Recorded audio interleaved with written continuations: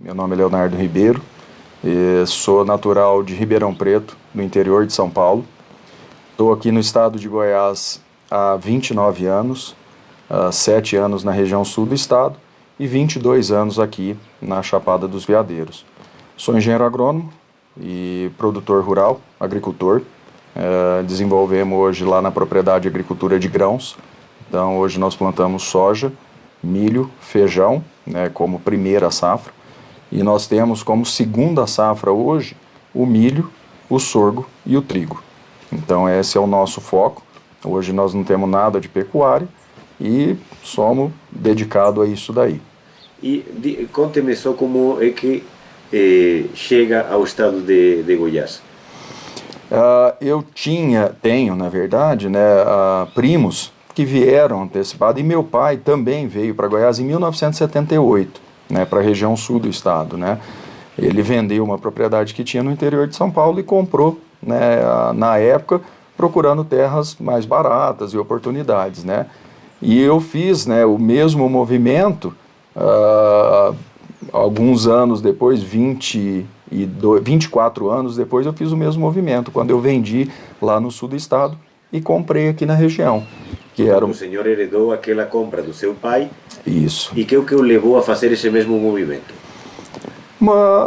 A mesma visão de oportunidade de negócio, né? Então, assim, era uma região pouco explorada ainda, uma região que tinha muita oportunidade de terras baratas ainda, uma região com potencial muito bom, que muitas das vezes as pessoas ainda não enxergavam isso daí, porque é uma região onde você tem altitude, onde você tem um regime de chuva muito interessante, e você tinha terras, né, que embora elas não são férteis, mas você consegue hoje corrigir essas terras e transformar em terras, né, muito férteis e muito produtivas. Então, assim, foi uma visão mesmo de oportunidade de negócio e de vir para poder, né, vamos falar assim, explorar. Né. Sem dúvida nenhuma, foi um grande desafio no começo, foi muito difícil. Então você tem que aprender, né, a manejar o solo, que é uma realidade diferente da onde eu estava acostumado. Além disso, né, a região também ela tem uma característica muito diferente do restante do estado no que toca a questão ambiental. Então nós estamos inseridos num contexto hoje de uma área de proteção ambiental, né, na proximidade de parques nacionais e estaduais.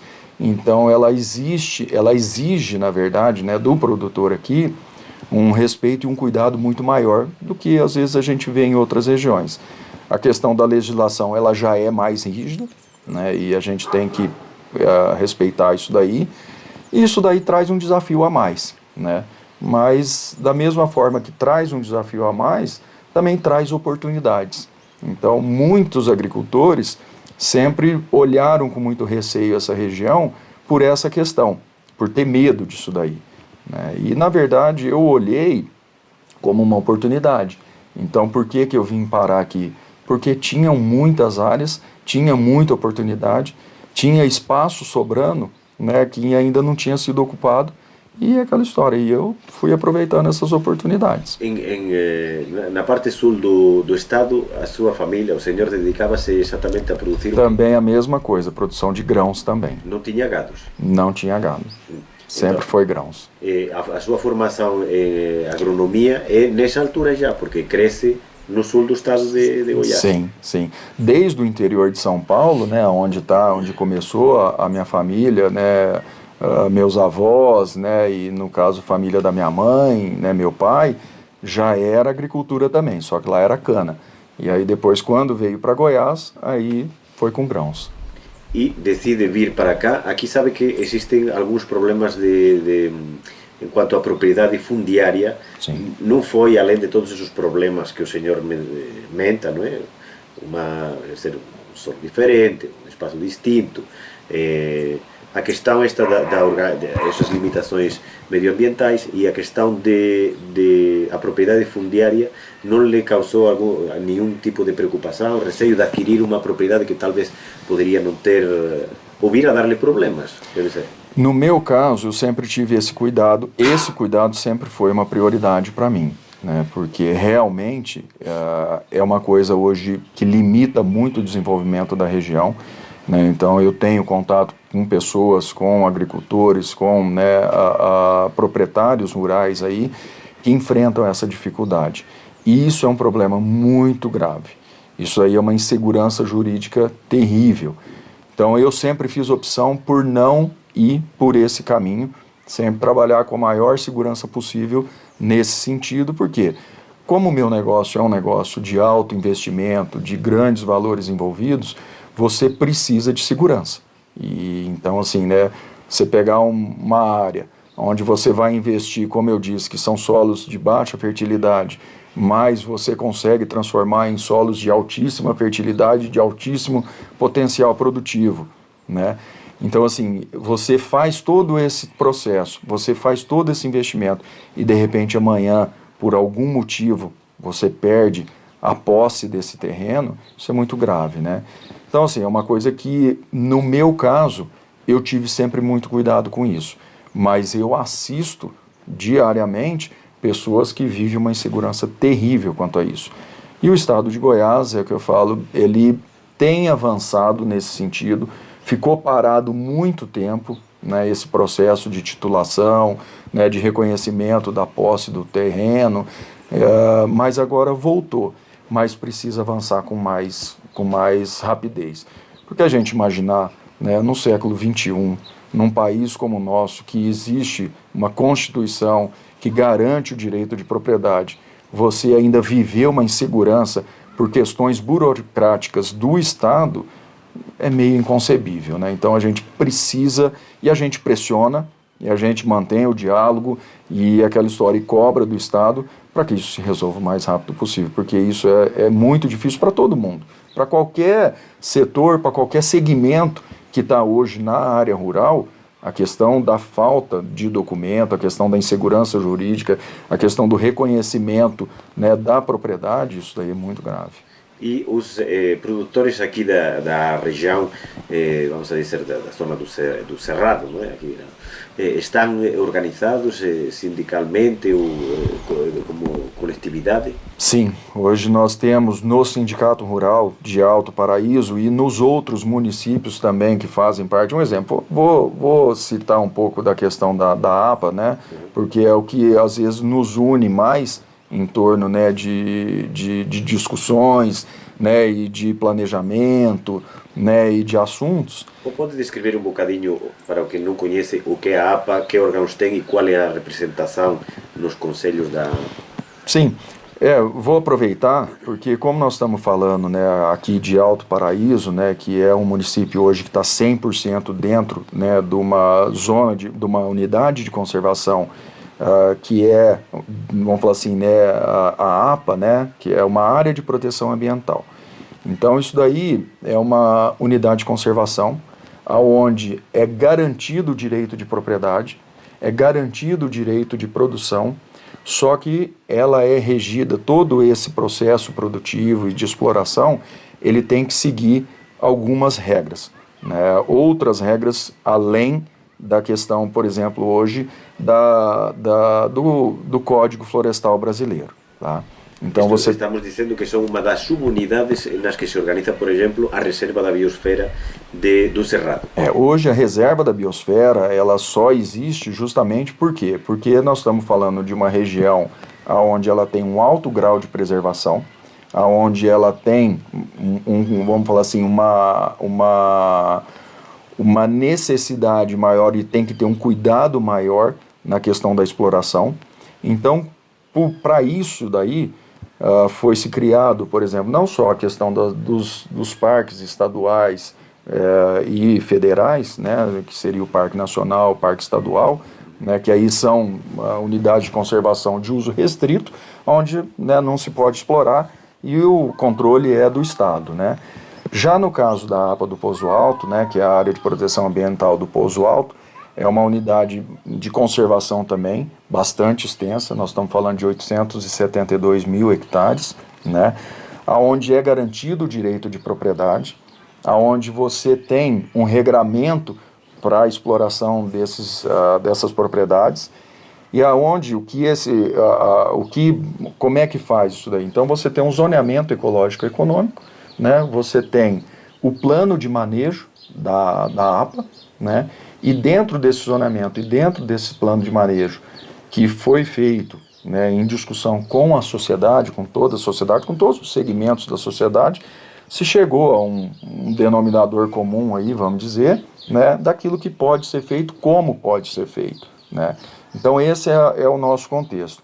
Então hoje nós temos 6 municípios, né, abrangidos por essa unidade de conservação.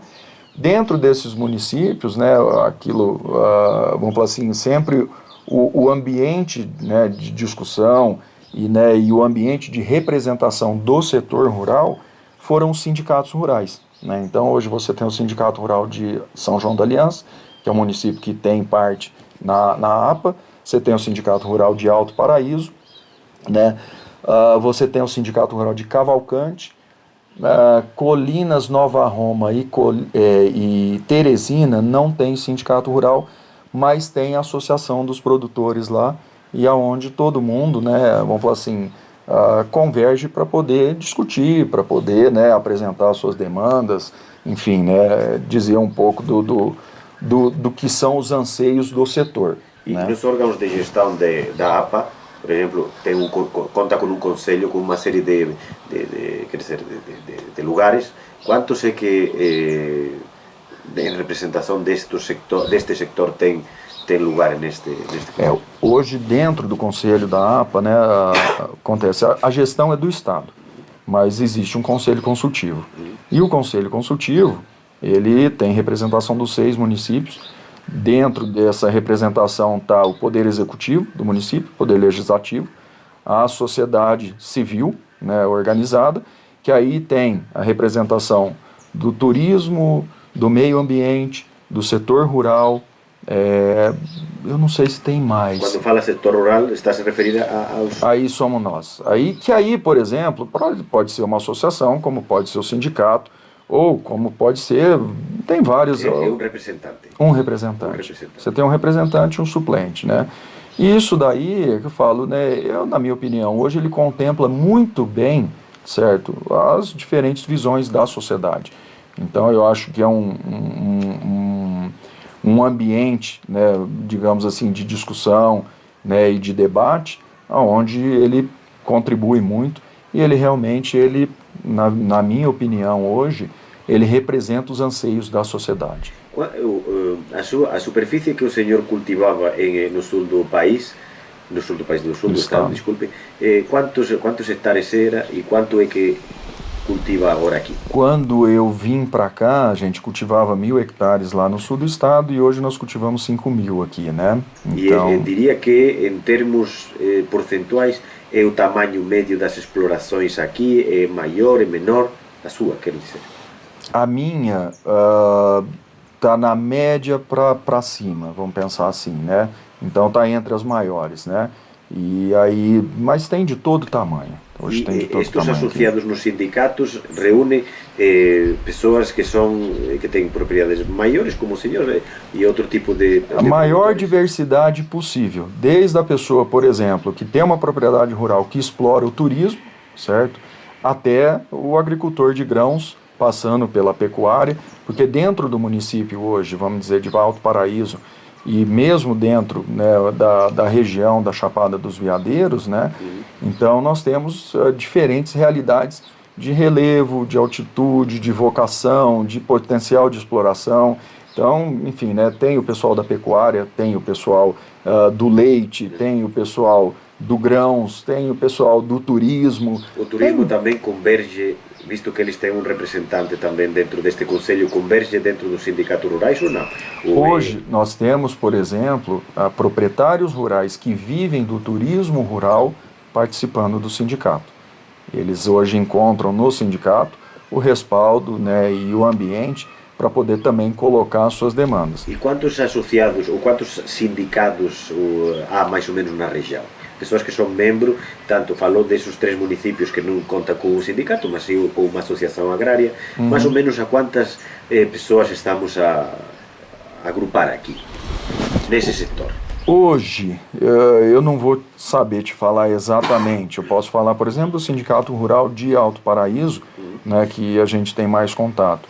Então, nós somos hoje 80 associados, né, mas o número de propriedades é muito maior no município.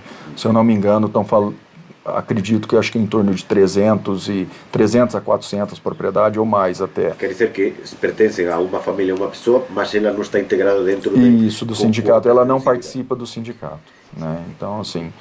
O senhor disse, eu já entrevistei algumas outras pessoas aqui pela fala de fisionomia, de altitude, de, obviamente, áreas muito encostas não são propícias para determinadas atividades. O senhor que é engenheiro e que trabalhou vamos a dizer, no enriquecimento desse solo, que porcentagem dessas quase 5.000 hectares é que consigue pôr a produzir normalmente? Na verdade, no ano, mais ou menos, que porcentagem? Na verdade, hoje, a área cultivada hoje é 5.000, né? Mas a área, quando você conta, que na verdade nós temos área própria e nós temos áreas arrendadas, alugadas, né? Então, quando você coloca dentro do universo das propriedades da região, nós estamos falando de uma área de 12.000 hectares, onde você tem 5.000 plantado e você tem 7.000 em preservação, certo? E existem áreas que têm um grau de preservação ainda maior. Por quê? Porque o normal aqui na região, qual que é?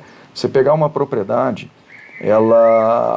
vamos pensar assim, em torno de 60% são áreas de encosta que não se prestam à exploração agropecuária, certo? Em torno de 40% você tem um potencial, seja de agricultura ou seja de pecuária. Então isso é uma realidade aqui na região. Isso é uma coisa assim, uma característica da região. Quando o senhor fala de áreas preservadas, que estamos a falar acima de 50% claramente do que está englobado na sua propriedade, quer dizer que são áreas que não podem ser produtivas em nenhum momento. Na verdade, elas têm um baixo potencial produtivo, muito baixo. Portanto, fica cerrado tal qual está. Hoje, por exemplo, se você vê que são áreas de pouquíssimo interesse, então naturalmente elas estão preservadas.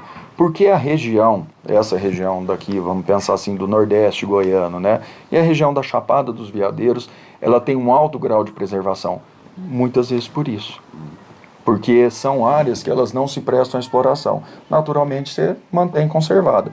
Isso daí trouxe o quê? Trouxe todo o ativo ambiental hoje para essa região. Porque quando você vê em outras regiões do estado, obviamente a pressão, né, de exploração agropecuária foi muito maior pelo potencial de produção das áreas que é enorme, né, e pela característica. Então, assim, né, essa é uma realidade diferente aqui, né? Então, por isso que eu falo, né, quando às vezes a gente é muito pressionado ou, né, confrontado, né, quanto à questão da preservação, nós temos que lembrar que hoje a maior parte da região, certo? E isso daí nós estamos falando num percentual muito grande, ela está preservada, né? Então, se você pegar hoje, por exemplo, dentro do município de Alto Paraíso hoje, certo? Que nós estamos falando de uma área de 240.000 hectares, que é a área do município de Alto Paraíso, nós estamos falando em 5% da área do município explorado com agricultura. Aí nós temos mais em torno de 7% explorado com pecuária e o resto é preservado. E diga-me, como é que o senhor falou de milho, falou de soja, falou de trigo, falou de sorgo, feijão, desses 5, vamos a dizer que se conhecem como commodities também. Em termos de remuneração, por exemplo, qual deles é o mais, agora mesmo, o mais rentável? Hoje, nós temos que fazer uma correlação entre a segurança, né, de produção e rentabilidade, tá? Então, dentro do nosso negócio, quanto maior a rentabilidade, maior o risco, tá? Então, nós estamos dizendo do seguinte, o feijão é o melhor negócio hoje, certo? Porém, é a cultura de mais risco dentro do meu negócio, porque, infelizmente, é um produto mais perecível, é um produto que eu tenho mais dificuldade na hora de colher, eu sou mais sujeito a intempéries. No caso, por exemplo, a soja hoje é a melhor correlação entre rentabilidade e segurança. E qual é o pior desses? O sorgo é introduzido recentemente, uma cultura... Não, a soja já está no Brasil. O sorgo. O sorgo. O sorgo é o pior. O sorgo é o mais seguro, porém é a pior rentabilidade. E é algo que se cultiva desde há tempo, não? Já não, tem bastante tempo. Na verdade, o que aconteceu? Como a gente cultiva numa situação de segunda safra, né? Então a segunda safra é quando você planta depois da colheita da primeira safra, que vem a soja e o feijão. Então você colhe a soja e você ainda tem tempo para aproveitar com uma segunda safra. Nessa segunda safra, nós temos limites, por exemplo, de datas de plantio. Então, historicamente falando, o milho vai até dia 28 de fevereiro, né? O sorgo entrava ali entre 1º de março e 10 de março, certo? E depois disso daí, já não tinha muito mais com que se aproveitar. Aí fazia uma planta de cobertura, né, enfim, para manter o solo sempre coberto, porque hoje o grande ativo, né, da agricultura do Brasil é a questão do plantio direto, né? Então nós temos que... Isso daí é uma coisa impensável quando você imaginar em agricultura, você imaginar todos que você vai... processos de lavrado, de picado... Esquece, acabou, isso não existe mais, isso daí é que eu falo, é uma coisa ultrapassada, que hoje, né, o plantio direto ele trouxe uma outra realidade. Os custos, claro. Na verdade, além de diminuir custo, a questão da sustentabilidade é absurdamente maior. Então, assim, o que aconteceu agora, coisa de uns 6 anos, né, para cá, né, a oportunidade do trigo, né, começar a ocupar o espaço do sorgo. Então, assim, foi, né, mais uma vez, né, um projeto da Embrapa, uma visão, né, da Embrapa, que hoje, né, que ela foi, né, que ela foi a que transformou a agricultura do Brasil, né, que, vamos falar assim, né, possibilitou o país se transformar numa potência agrícola, né, e explorar todo o cerrado. Então, assim, foi, né, uma coisa fantástica, né? E a Embrapa sempre com isso daí, né, os pesquisadores, né, sempre é isso daí, é a característica não só do pesquisador, mas como do agricultor também, né? Como é que a gente pode fazer diferente? Como é que a gente pode fazer melhor? Como é que a gente pode explorar melhor? É possível, né? Vamos tentar? Então, assim, então o trigo hoje é uma coisa assim que vem ganhando um espaço enorme nas regiões do cerrado de altitude, né? Então tem que ter uma altitude, porque é uma planta mais sensível à temperatura, mas o que acontece? É um negócio que hoje tá assim, vai tirar o Brasil de importador de trigo, talvez para autossuficiência ou até exportador de trigo, porque nós temos um potencial enorme.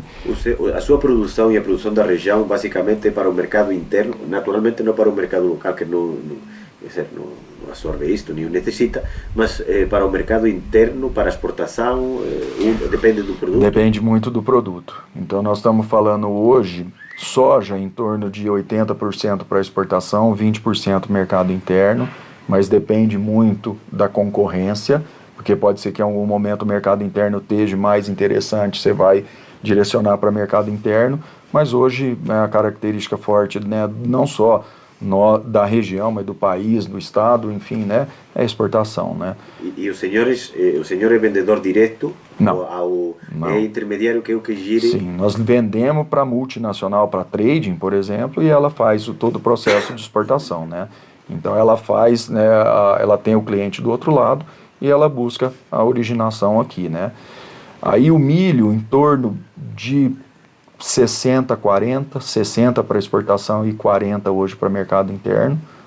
O feijão 100% mercado interno e o trigo 100% mercado interno e o sorgo também 100% mercado interno. Qual destes produtos é o que esgota menos o terreno?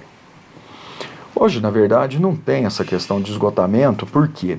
Porque, na verdade, é o seguinte, e aí é muito interessante, porque você fala assim, como é que você pega um solo, né, como um solo aqui da região, que era muito pobre, né, e naturalmente não se produzia nada do que se produz hoje aqui, né, e você transforma num solo de altíssimo potencial produtivo, através do investimento em correção, Então são solos ácidos, você vai usar o calcário para poder corrigir essa acidez, certo? São solos pobres em fósforo, em potássio, você vai usar fontes de fósforo, de potássio, para corrigir esses níveis.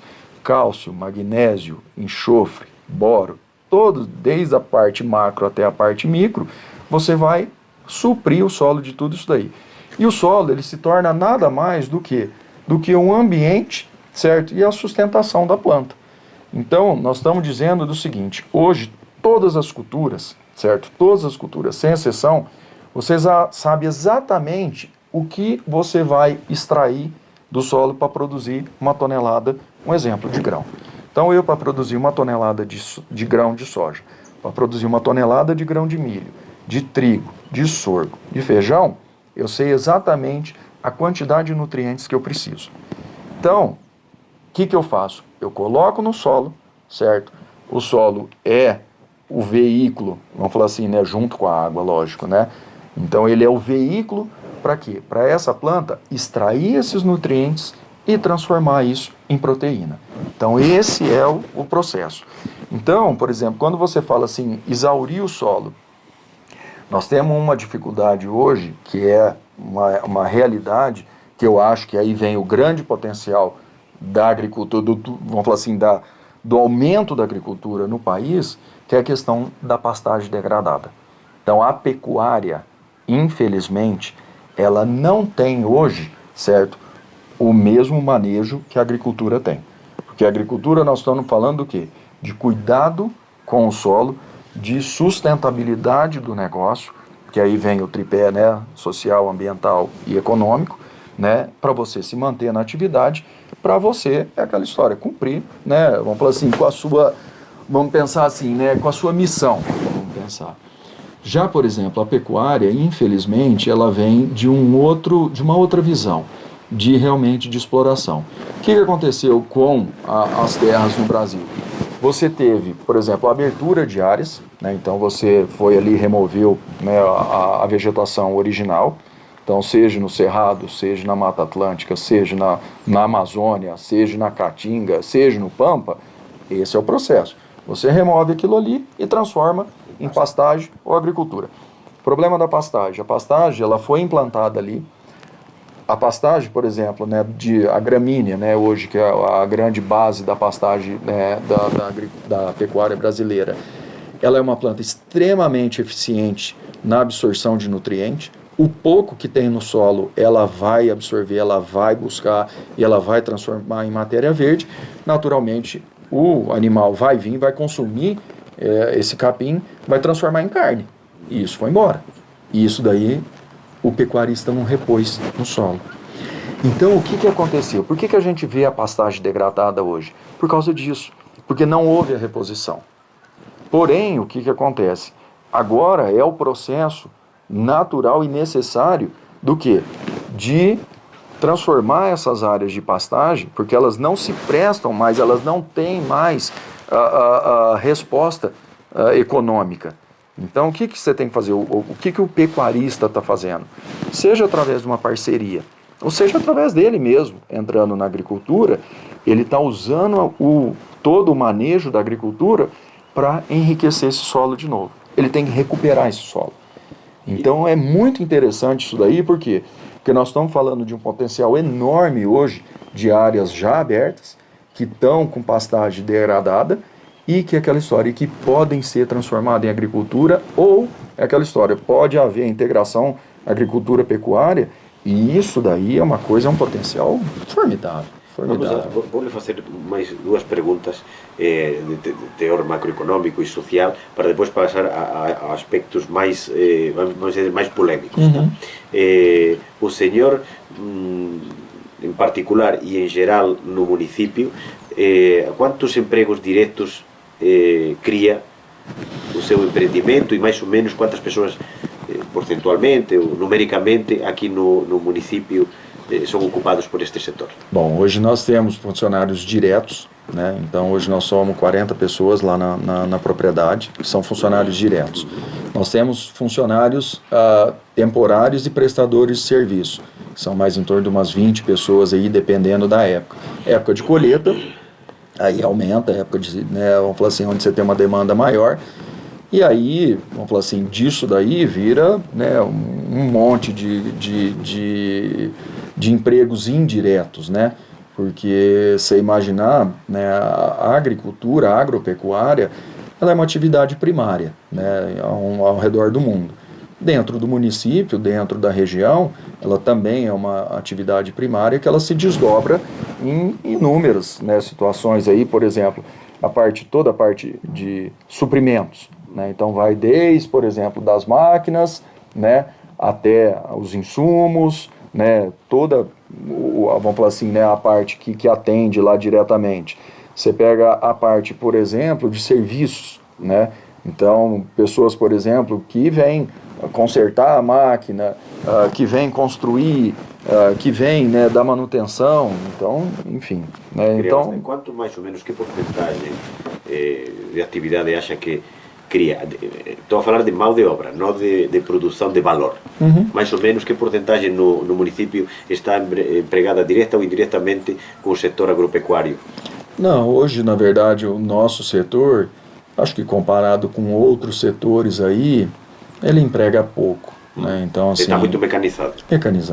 Mecanizado. Estava a falar da superfície, por exemplo, no município, de em torno ao 5%, 9% por aí? 5% em agricultura hoje. E de valor, o valor criado, vamos a dizer, se fosse o produto interior bruto, o valor geral criado na área, equivaldria a quanto, mais ou menos, porcentualmente? Ele é muito grande. Por exemplo, né, um dado interessante, você pegar, por exemplo, mais de 50% dos impostos, vamos falar assim, do ICMS, vamos dizer assim, que é um imposto que incide diretamente sobre, né, a produção agropecuária, hoje mais de 50% da arrecadação de impostos do município, ela vem da agropecuária, né?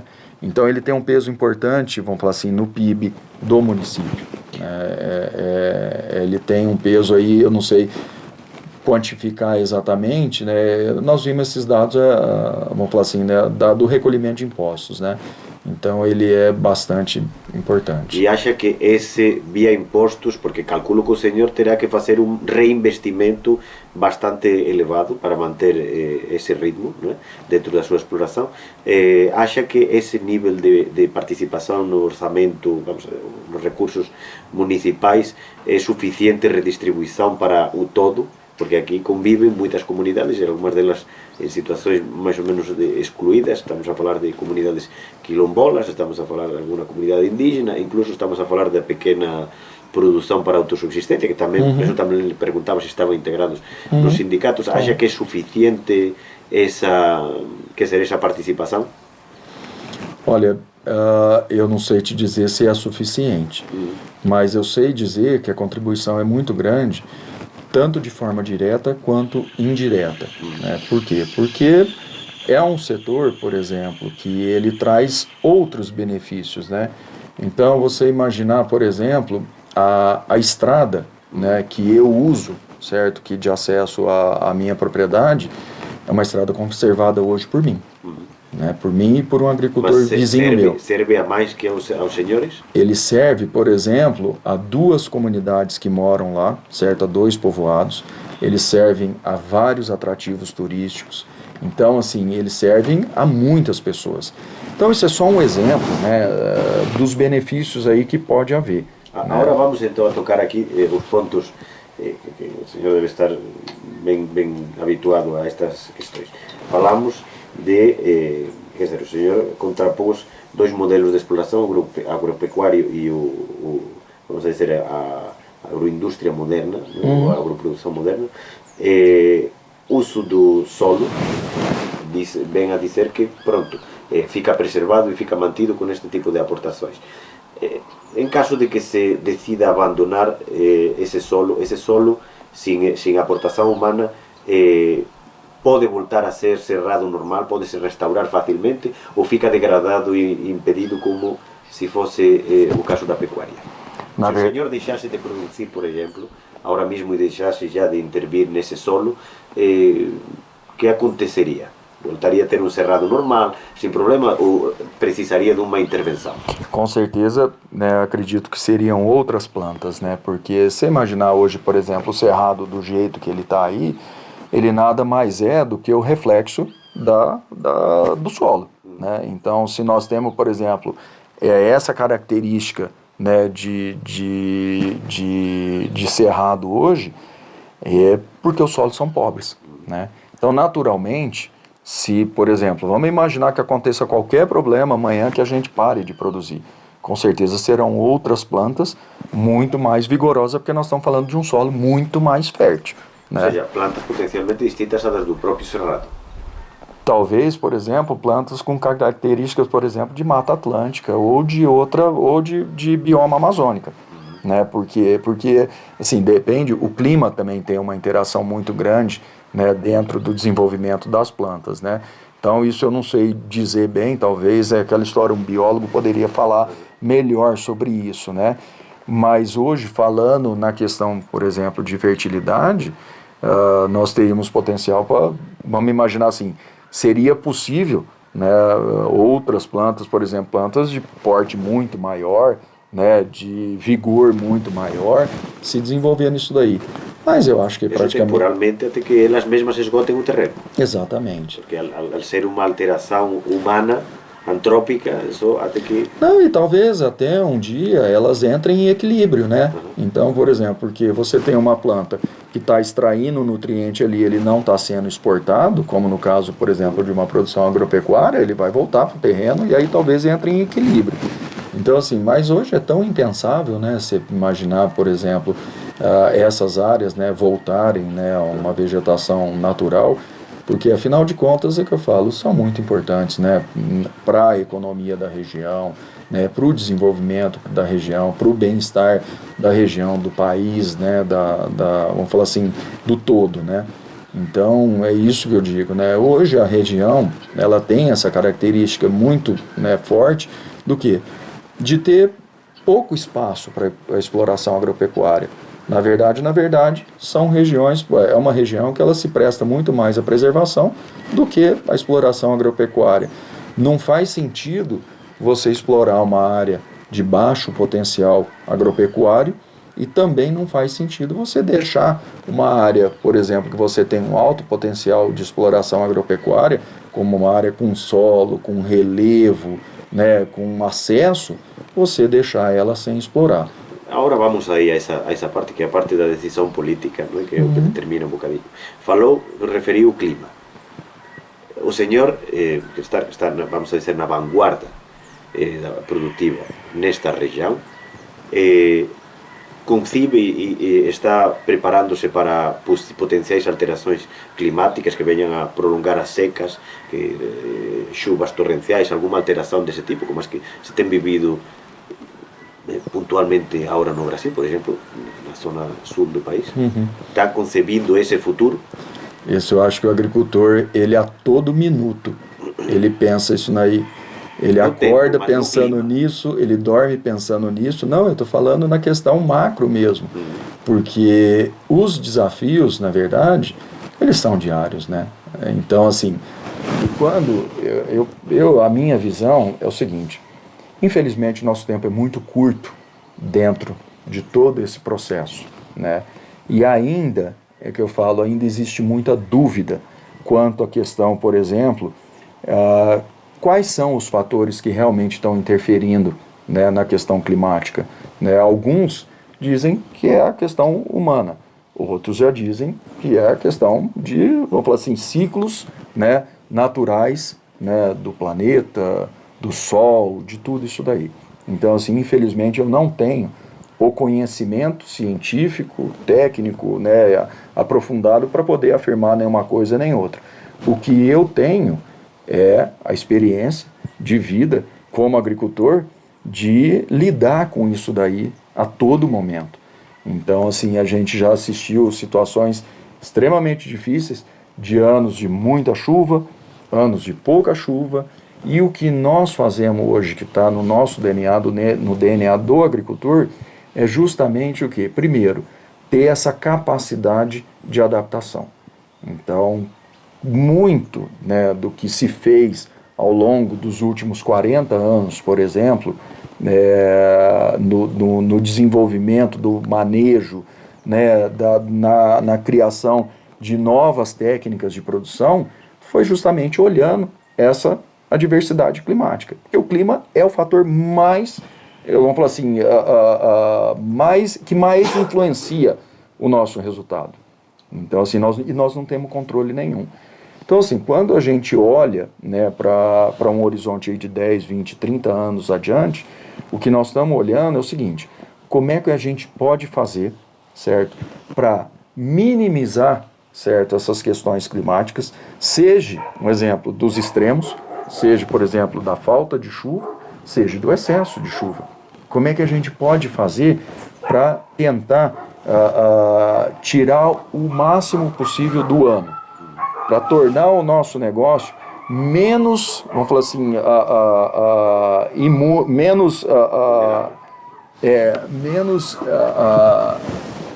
Ixi, fugiu agora. Vamos falar assim, mas menos vulnerável, exato, menos vulnerável. Então, assim, são manejos, são técnicas, né, que vêm se desenvolvendo ao longo do tempo aí e que têm mostrado que é possível. Tanto é que ao longo do tempo nós temos aumentado significativamente a produtividade, né? Então isso nós estamos falando de, que nem eu disse, né, de melhoria, por exemplo, na qualidade do solo, técnicas vamos falar assim, de economia de água, né, de manejo de temperatura. Você pega o plantio direto hoje, por exemplo, plantio direto na palha. Vamos falar assim, né, um manejo impensável, né, de você abandonar ou de fazer de outra forma. Por quê? Porque você tem um processo onde você regula duas coisas, né? Você regula a umidade e você regula a temperatura do solo. Você tem um solo coberto, você tem um solo com um aporte de matéria orgânica anualmente, então você tem uma vida, né, no solo muito mais equilibrada, porque o que acontece é isso, infelizmente, né, se você pensar qual é a história da humanidade, a história da humanidade é o seguinte: nós desequilibramos o planeta, isso é fato. E em relação a isso que está a referir, chuva, água, desequilíbrio, equilíbrio, tentativas de optimização, aqui esta área do Cerrado é conhecida como o berço das águas e a origem pela própria fisionomia, pela própria vegetação e pela própria natureza dos solos, que capta, retém e transmite a água a algumas das maiores bacias deste país. Quanta água necessita, por exemplo, uma exploração como a sua, e que consequências pode ter para os convizinhos, que podem ser comunidades que vivem que não têm essa tecnologia que o senhor e esse conhecimento que o senhor tem para optimizar as suas produções, que são produções roças pequenas para autoconsumo, este tipo de coisas. Como é que se gira isto? Quais são os dados? Que consequências pode ter? Na minha opinião, por exemplo, nós estamos falando, né, que nem eu disse, né, a característica da região é uma característica de poucas áreas disponíveis para exploração agropecuária. A maior parte dos terrenos, eles estão em preservação. Então começa daí. Você tem que imaginar o seguinte, que você tem poucas áreas sendo exploradas com agropecuária, né? Hoje, por exemplo, a agricultura, vamos pensar assim, da região, a agricultura de ponta, ela é uma agricultura altamente sustentável do ponto de vista, por exemplo, de proteção de solo, né, de proteção, né, das nascentes, né, de manejo, né, das águas dentro da propriedade. Então vamos falar assim, não só pela legislação, né, a legislação, vamos pensar, federal ou estadual, mas também pela questão, por exemplo, da legislação da APA do Pouso Alto, né, do plano de manejo, que eu disse que é um regramento a mais ainda, né?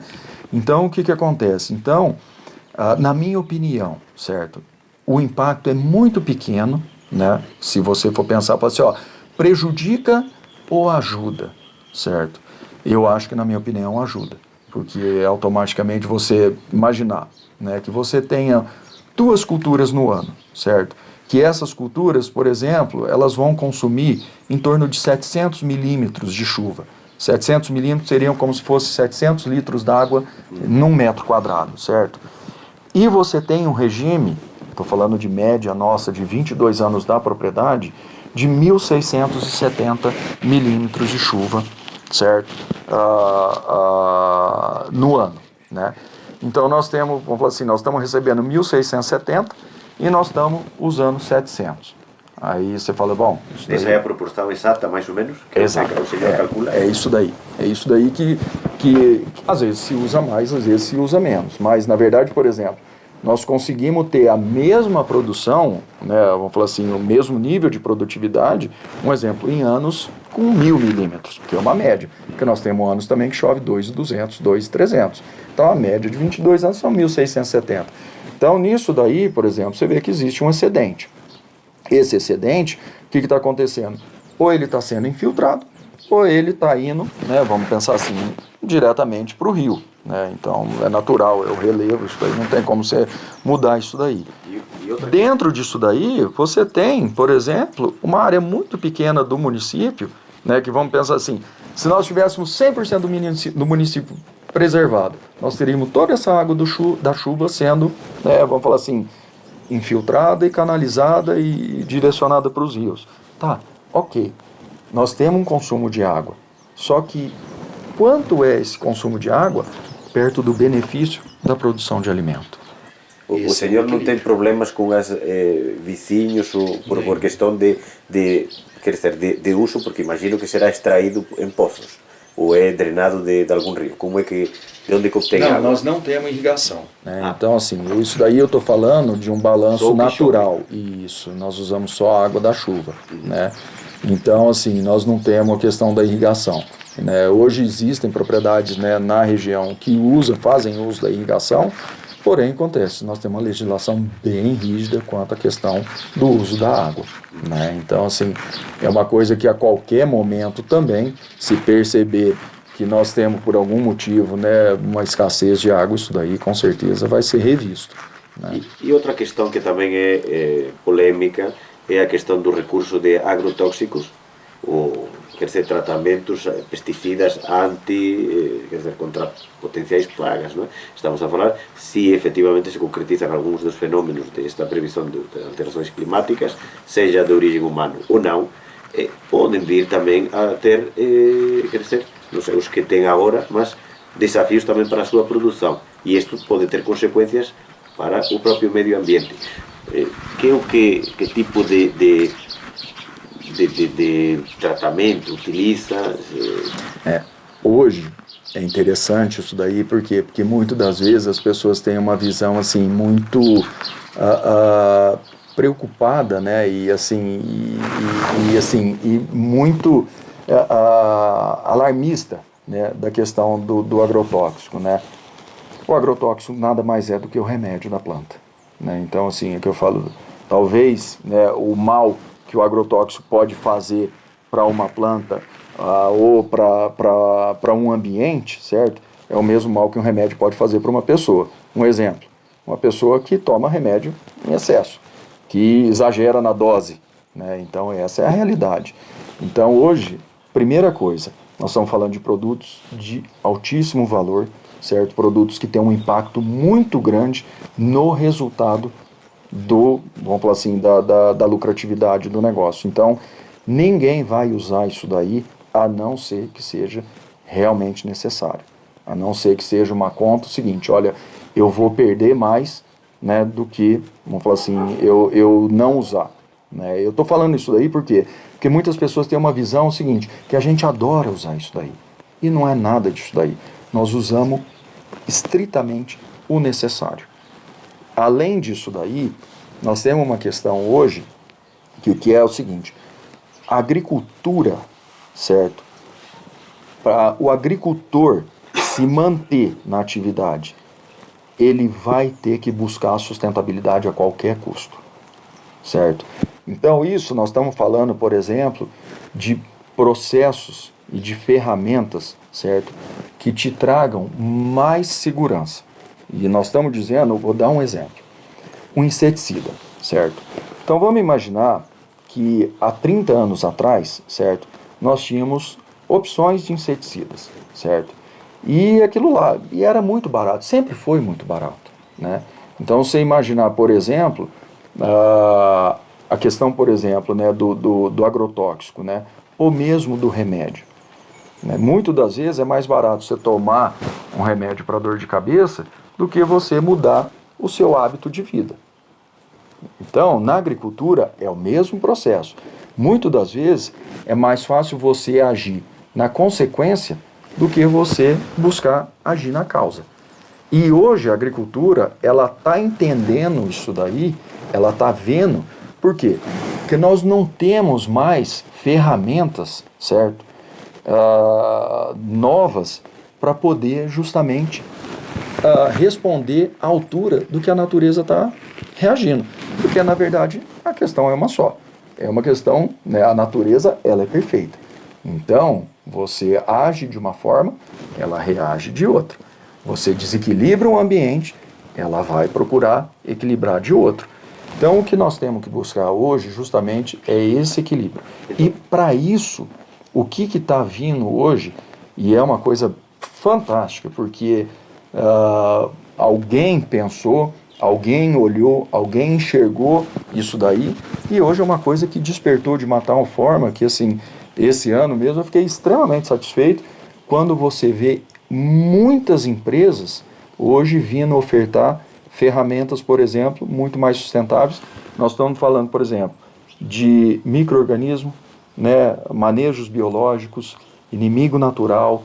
Então é uma coisa, por exemplo, interessantíssima. Quando você pega, por exemplo, hoje, o que é mais interessante? Você usar um inseticida e resolver o teu problema, certo? Pontual ali, correndo o risco de ter que fazer uma nova entrada daqui 7 dias, 10 dias ou 15 dias, ou você introduzir um micro-organismo ali que vai trabalhar por você 24 horas e é aquela história, enquanto tiver a cultura instalada, enquanto tiver a fonte de alimento dele, ele vai estar ali.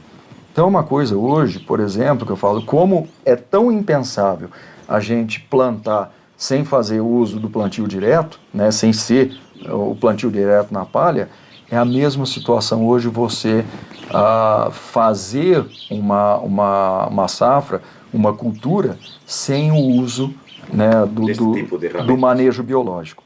Bem, como o senhor disse, a natureza causa um desequilíbrio, a natureza procura outro desequilíbrio. Efetivamente, alguns químicos podem permanecer penetrar os aquíferos e ter problemas. A substituição a priori por exercer elementos biológicos, outro tipo de elementos, também não sabemos que a priori pode ser uma boa solução, não sabemos futuramente que consequências pode trazer. Mas vamos a mudar de assunto e vamos a ir a esse equilíbrio na questão política.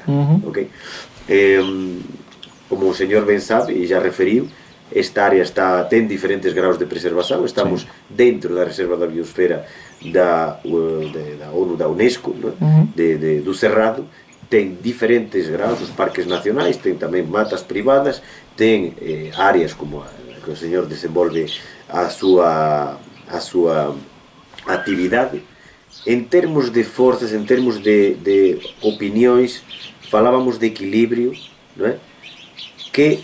Ou seja, que elementos conflituosos existem aqui, nesta comunidade, ou neste ambiente. Hoje, os problemas de falta de percepção, que elementos de fricção existem neste contexto? a questão ambiental hoje é o mais, vamos falar assim, é o mais polêmico, sem dúvida nenhuma, porque muitas vezes você tem uma visão muito radical ou extremista, e eu estou falando de lado a lado, tá? Então, assim, eu não tenho dúvida nenhuma que o diálogo é o que nos trouxe até aqui e é o que vai nos levar, vamos falar assim, ao futuro, né? Qualquer posição extremada ou qualquer posição radical ou qualquer atitude, né, que não esteja em consonância e com os anseios da sociedade, ela não vai prevalecer, não vai adiantar. Isso daí é que eu falo, é uma coisa que você vê muito das vezes, situações como eu disse, né? Você pega, por exemplo, muita gente critica, né, a nossa atividade hoje aqui na região, certo? E muita gente agradece muito a nossa atividade hoje aqui na região. Então é o que eu falo, são benefícios, né? E obviamente também são situações, por exemplo, que às vezes são incômodas, que a gente tem que trabalhar e tem que resolver. Então, assim, no contexto geral, eu não vejo problema nenhum e não vejo dificuldade nenhuma em elas coexistirem, de forma alguma. Eu acho que é muito interessante, elas se complementam no final das contas, certo? E a questão, por exemplo, né, vamos pensar assim, de representação, eu acho que está todo mundo, né, procurando colocar o seu ponto de vista. Então, se você pegar, por exemplo, né, a questão do ponto de vista do meio ambiente, né, posições às vezes até mais extremadas, que na verdade contribuíram para reflexões, por exemplo, do nosso setor, quanto a situações que a gente vinha, né, fazendo, e aquela história, você começa a se questionar, fala assim, é possível fazer de outra forma? E se você vê que é possível fazer de outra forma. Então, assim, no final das contas, eu acho assim, hoje, né, o setor agropecuário, ele está extremamente preocupado com isso daí, ele está extremamente dedicado à questão da sustentabilidade, né? Então, assim, é um desafio grande. Por quê? Porque muito das vezes é que eu falo, é tempo, né? São experiências que elas às vezes se frustram, né? Mas enfim, mas não desanima para você buscar isso daí, você buscar mecanismos de maneiras de produzir cada vez mais e de você ter uma sustentabilidade maior. Em termos das relações dentro da estrutura da APA, ou de uma dimensão mais restrita dentro da macroestrutura da reserva, como é que se sentem de confortáveis dentro do Conselho Consultivo? Acha que... Não, hoje eu acho que assim, os setores estão bem representados, sem problema nenhum. E acha que a normativa, desde que existe a reserva, todo o que se tem vindo a fazer nos últimos 24 anos, como qualificaria? Em termos medioambientais, em termos de desenvolvimento integral da região? Na minha opinião, penso eu, hoje a questão, por exemplo, da reserva da biosfera é uma coisa pouco palpável, né, para minha percepção, e eu vejo também para a percepção da sociedade, tá? Então, assim, né, pensando, por exemplo, em interação, certo, com a sociedade, né, com todo o contexto da sociedade aí, certo? Eu acho que é possível contribuir, né, e você estimular, por exemplo, né, ações que visem justamente isso aí. Você tornar, por exemplo, a região um exemplo, né, de sustentabilidade. Um exemplo daquilo que é possível ser feito ao redor do mundo aí, né, de forma que a gente consiga, é que eu falo, perpetuar a nossa existência. Essa é a realidade, é isso que nós estamos dizendo.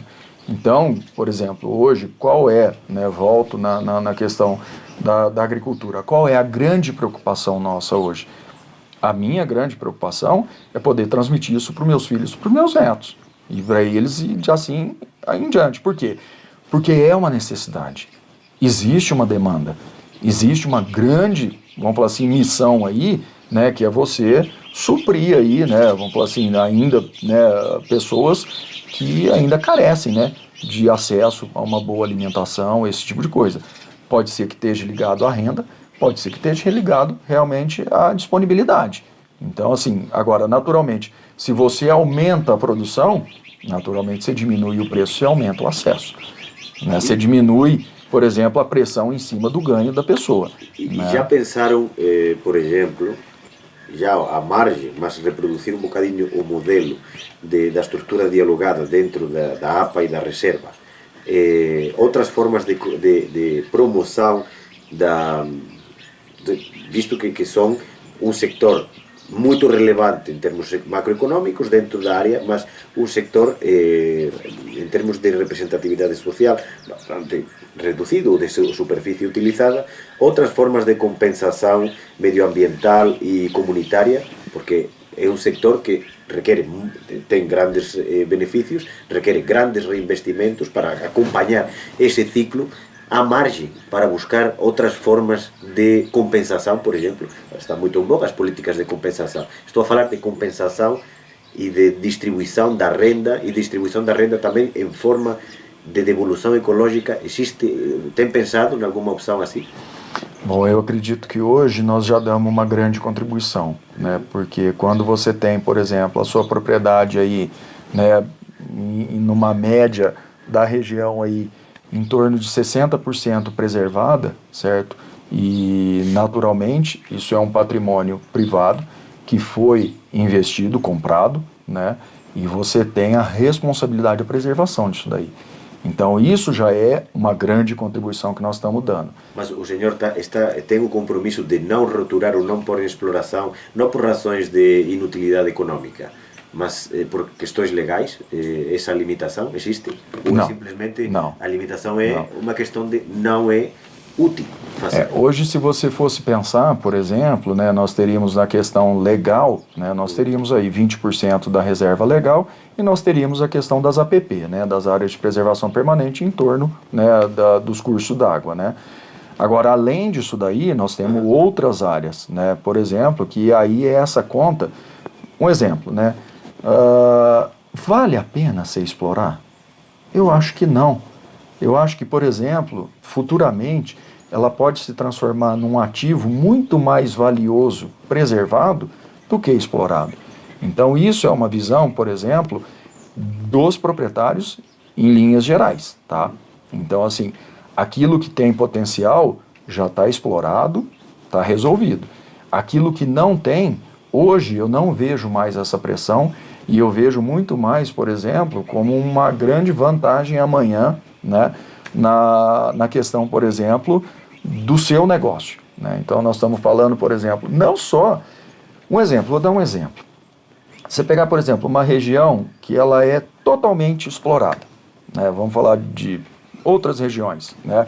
Onde você tem uma exploração total das áreas que elas se prestam a isso daí, você tem ali, por exemplo, a reserva legal e a APP. É fato que a pressão de praga, de doença nessas regiões é muito maior do que na nossa.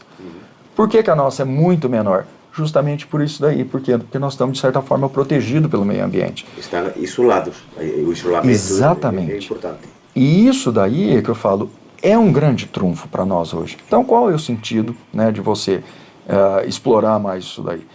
Então, é um benefício direto para nós e um benefício indireto para todos que vivem. Vou formular então a penúltima pergunta, porque a última é a mesma que lhe fazemos a todos os entrevistados. A penúltima tem a ver também com a dimensão política e é dupla. É, por uma parte, no Brasil hoje, a nível federal, a nível estadual, um grande debate à volta desta questão. A questão medioambiental, a questão da produção, do desenvolvimento. Acha que estão os setores, o seu setor está bem representado? Como são as relações com as três administrações públicas, governo federal, estadual e os governos municipais? E em termos de imagem geral, como é que qualificaria a situação atual do setor agropecuário? Eu acredito que nós estamos, sim, nós temos uma interlocução muito boa, né, nos três níveis, né? Por quê? Porque nós sempre tivemos uma postura equilibrada, né? Nós nunca fomos, né, extremista, né, vamos falar assim, nas discussões. Então nós entendemos perfeitamente que tem que ter espaço para todo mundo, cabe, né, vamos falar assim, diferentes opiniões e cabe, por exemplo, diferentes opções, e nós nunca vamos impor a nossa opção a ninguém, né? Então, assim, o que nós queremos é justamente isso daí, que se respeite, né, justamente as opções de cada pessoa. E em termos de imagem? Em termos de imagem, é como eu digo, e isso daí é um grande defeito nosso. Nós comunicamos muito mal com a sociedade, infelizmente.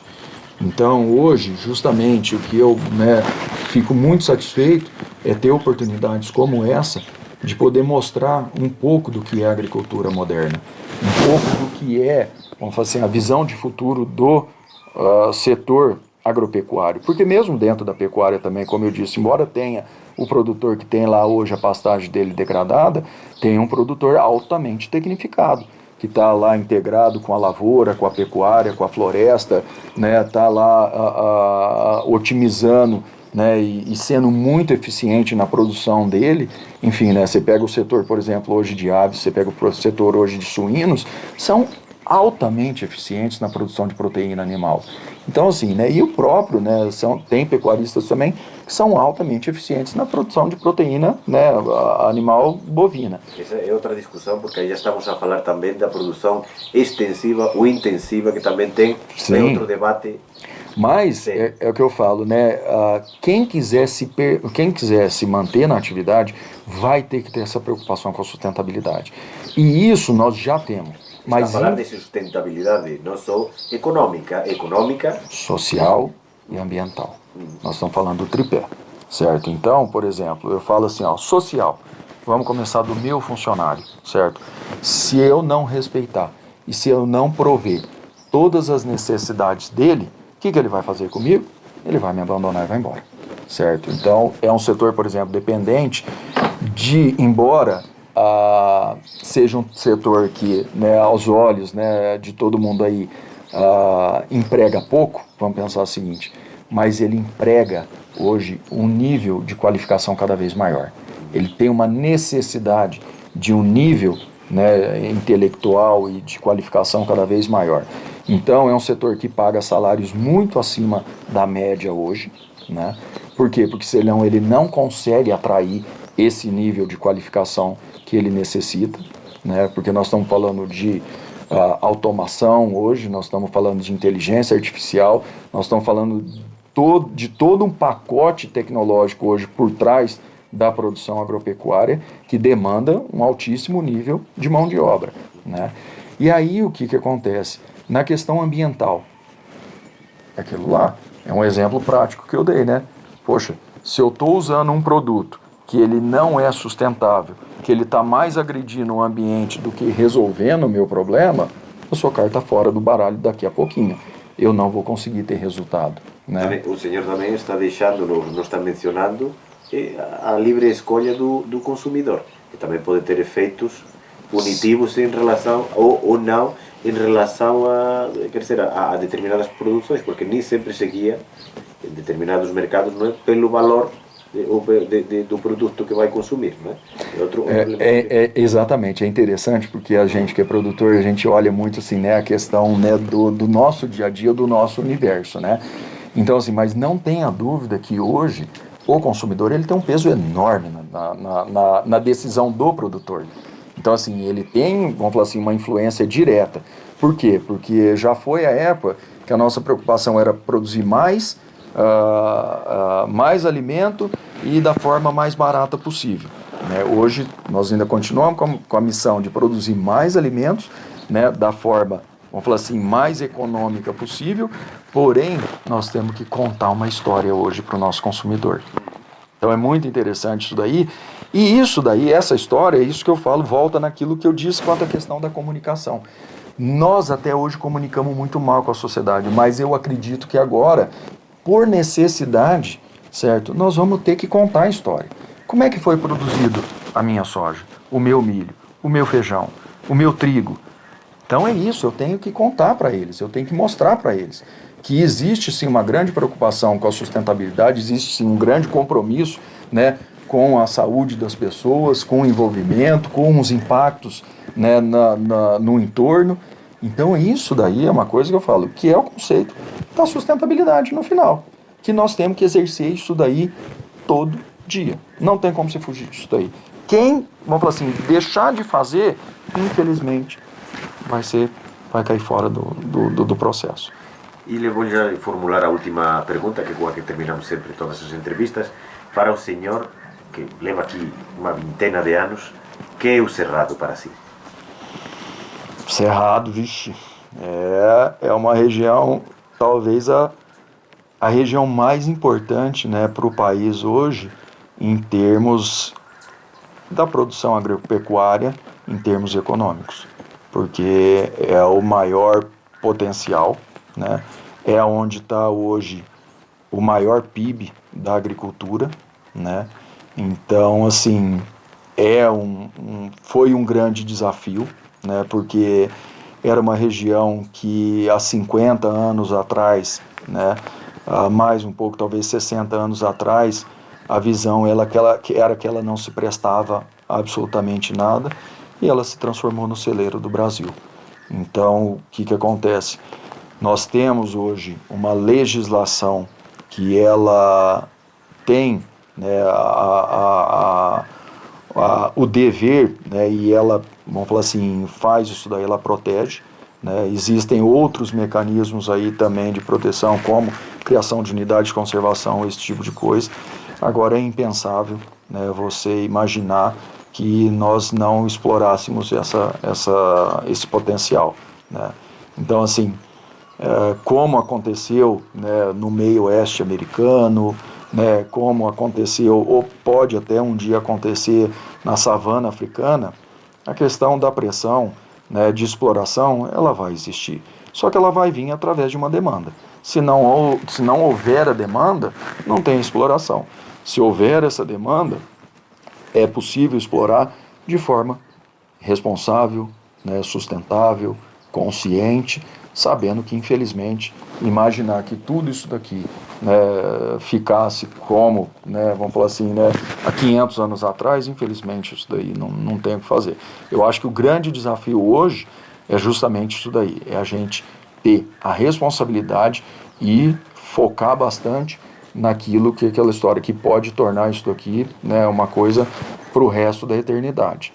O senhor está, por exemplo, falou de aquela porcentagem que deu do 5 a 9% da superfície, acredita que nesta área pode ser ampliada, ou deveria ser ampliada? Eu acho que existe pouco espaço hoje, dentro da realidade hoje, né, do relevo, né, das características de solo, existe pouco espaço. Existe ainda alguma coisa para ser aumentada, sim, mas eu acho que aquela história vai, infelizmente, né, ou felizmente, o potencial de crescimento ele é pequeno, né?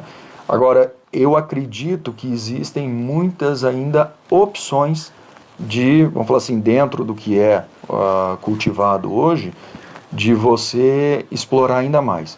Então, nós vamos falar, por exemplo, de outras culturas, né? Culturas de maior valor agregado, né? Culturas, por exemplo, que ainda não vieram para a região, mas que um dia eu acredito que vai vir. Nós estamos falando, por exemplo, de café, né? Nós estamos falando de fruta, nós estamos falando de HF, a gente chama de HF, hortifruti, né?